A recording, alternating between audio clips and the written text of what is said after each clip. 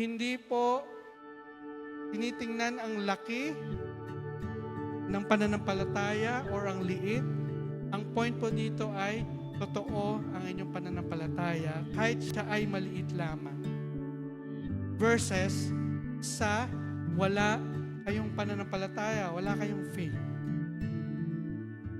So, hindi po inahangad ng Diyos ang perpektong pananampalataya.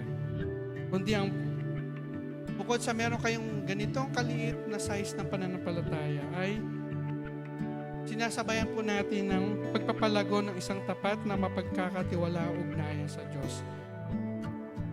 Hayaan po nating lumago ang ating pananampalataya sa pamamagitan po ng pananalangin, pag-aaral ng salita ng Diyos, magandang ugnayan sa isa't isa, sa kapwa at sa ating pong community.